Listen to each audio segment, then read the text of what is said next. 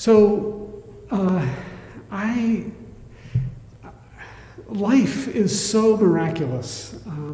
I continue, I guess the older I get, the more I am amazed by just how miraculous nature is. And to think about how it began billions of years ago as just single cells, and how they evolved into human brains and opposable thumbs, or Justin was talking about octopus brains that stretch into their tentacles. They actually have neurons in their tentacles.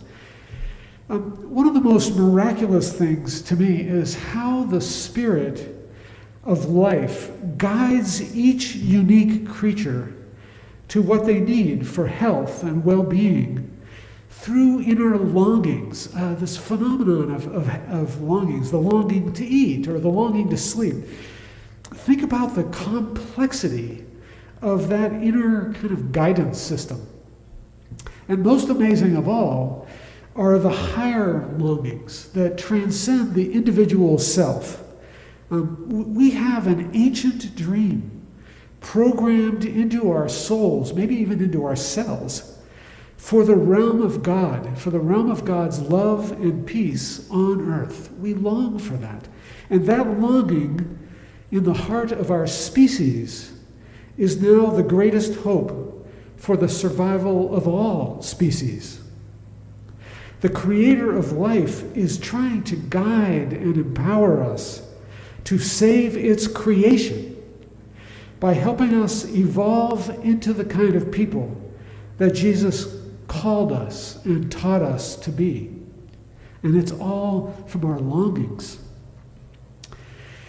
I first heard Carole King sing Way Over Yonder when I was a teenager, longing for peace in the midst of a wilderness of adolescent angst.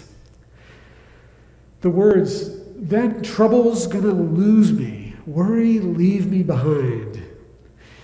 It captured my yearning for the world to be the promised land and the Garden of Eden, the land where the honey runs in rivers each day, a garden of wisdom from some long ago dream. Way Over Yonder was a hymn to me, and I believe it is a hymn, inspiring me to keep working toward the vision of a better world and a better way to be in the world. So today in this service, I hope that you will allow yourself to feel your longings, your longing for an ideal church or town or nation or world. I hope that you will allow yourself to share your dream in the faith that it is the Spirit of God speaking through your longing to a world that needs to hear it. So let us worship together with thanks and praise.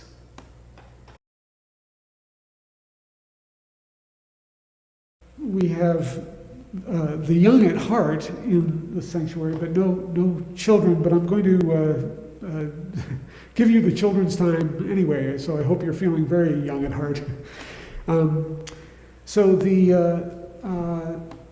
What I was going to talk to them about was the promised land, and why it was promised. The promised land was promised when Abraham longed to find a homeland, and he had a vision of God when he got to Palestine, saying, "This is the land that you have been searching for, and I will give it to your descendants, to you and your descendants forever." And Abraham felt in his heart that this vision was true. It was a sacred promise. And it was because he felt it was that it was a promise. In a way, this happens to us all. The Spirit puts in us a sense of where we feel at home and what we feel called to do with our lives. Every living thing has a promised land, a place that the Spirit of the universe has created as their natural habitat. the place where they can fulfill the life and the longings that they have been given. Those first living cells had an ocean with just the right temperature, the right acidity and salinity, and they had a dream programmed into that one cell to increase and to evolve into greater life. Miraculous. If you look around at Earth's plants, animals, insects, you find they each have a similar promised land. And we have one too. Everyone has one. Yours may be in the mountains or in the city. It may be as a teacher, a builder, a musician, a parent. We each have our dream or dreams. But how do we know? How do we know, like Abraham, that the vision we have is promised, that it's our promised land? How do we know it's our true place, our true calling? Well, people have asked that question for thousands of years. How do we know? And tradition says, our spiritual tradition says, there are three ways to test a vision.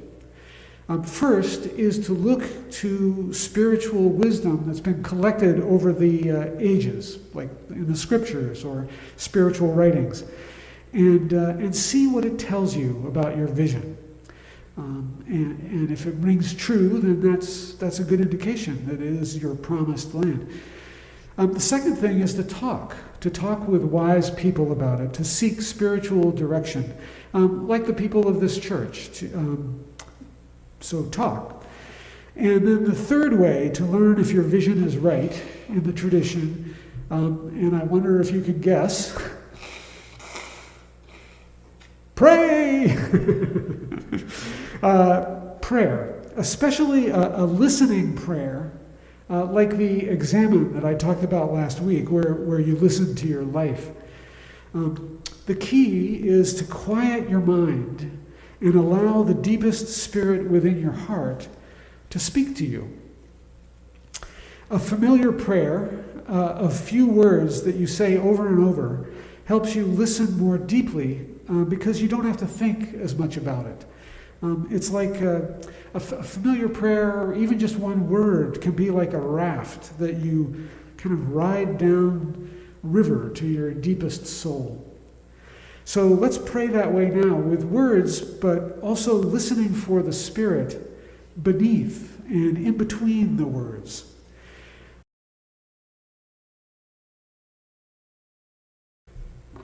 So last week I talked about the three stages of transition that we go through to adjust to any change. The three stages that are based on the metaphor of the Exodus. Transitions begin with an ending.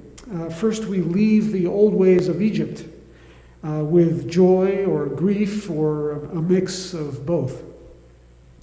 Second, we enter an in-between time, wandering in a trackless wilderness where we have left the old settled place, but are not yet in the new. The wilderness can be uncomfortable, chaotic, confusing, and yet it also can be creative and transformative, as it was for the children of Israel. It prepares us for what is coming next. Third, transitions end with a beginning. The children of Israel cross the River Jordan into the Promised Land. We enter the new place, or the new ways of being that we have longed to reach. Last week, I talked about the role of remembrance and rest in getting through the wilderness. Today, we're focusing on another practice. Leo Tolstoy put it this way: one needs a vision of the promised land in order to have the strength to move. Moses shared the vision of that land flowing with milk and honey whenever the Israelites felt discouraged. He helped them picture it and long for it and keep moving toward it. Where there is no vision, the people perish, the book of Proverbs says. There are different ways in which vision can save us. We need a vision to remind us of our goals, but we also need a vision as a place to go in our minds when our wilderness reality is painful. Acting as if we are already there can help us survive. A little girl sat at midnight in the bar where her mother worked. Her mother had come that night not to serve, but to drink. And she and her friends were already fall down drunk when they arrived. One of the friends had to be taken out in an ambulance after falling and hitting his head. Then her mother's boyfriend started shouting and threatening to punch her. The little girl heard it and saw it all. A kind waitress was sitting with a little girl in a booth trying to shelter her from what was going on. But she needn't have worried. The little girl was calmly drawing with crayons. And the waitress asked, "What are you drawing?" And she answered, "A family. The girl is holding hands with her mommy and daddy. And here are her dog and cat and her horse. And this is her farmhouse. And this is the garden where she grows flowers. And this is a birdhouse where the little birdies can be safe. And this is the mountain where the girl has picnics, where it is quiet and there are cute rabbits and foxes and deer that snuggle with her." It is heartbreaking when people live in a wilderness of abuse.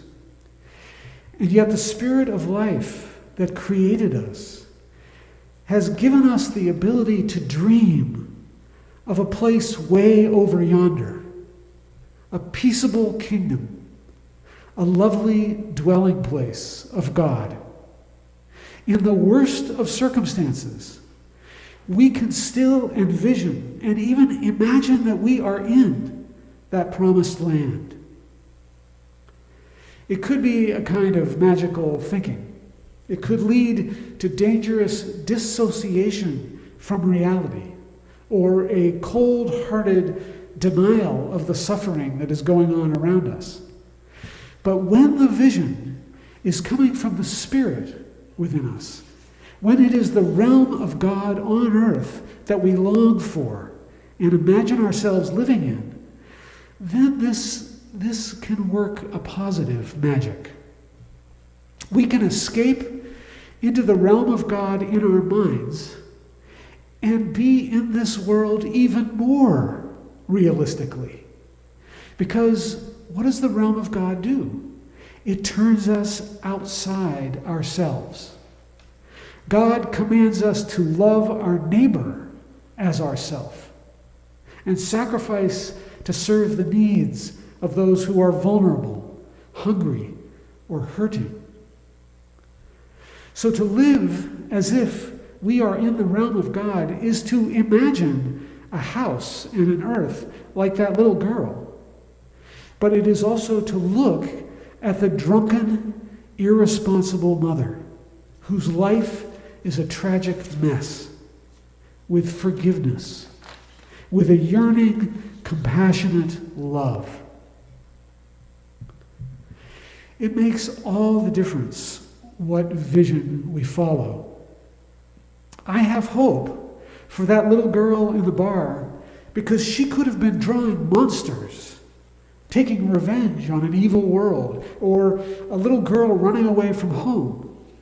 But what she envisioned was full of light and beauty and peace and love. The picture that Jesus drew was of living the Beatitudes. People humble and lowly, open to the world's pain, constantly seeking the Spirit's ways of justice and mercy, with their hearts focused on God, and peacemakers, being peacemakers. The prophet Isaiah put this whole vision poetically, and it's traditionally called the peaceable kingdom. The wolf shall live with the lamb, the leopard shall lie down with the kid, a little child shall lead them. They will not hurt or destroy on all my holy mountain. People have been longing for that promised land and living as if already in it for thousands of years. The question is not, why haven't we reached it?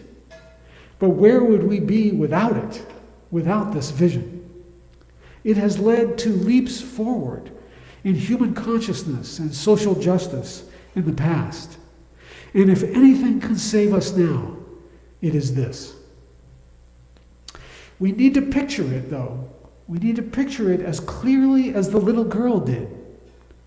What would the ideal world look like that the Spirit created us to desire, that is our longing? What would an ideal nation look like? What would our town be like if citizens fulfilled the highest ideals of love of neighbor? What do we dream our church will do and be? Picture it. We are pilgrims on a journey. We need a vision of where we are going. The 84th Psalm puts that longing so beautifully.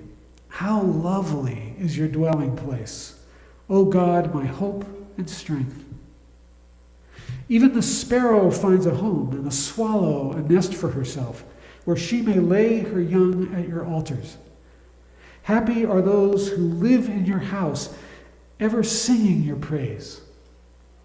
For that poet, the image of birds at peace in their nests was the equivalent of that safe bird box that the little girl drew in the bar. We need to picture our dream and dwell in it as if already there, because happy are those who live in the house of God, ever singing God's praise. So let's go there now in our hearts, that ideal place where we long to be. It's in there, in each one of us. Picture it.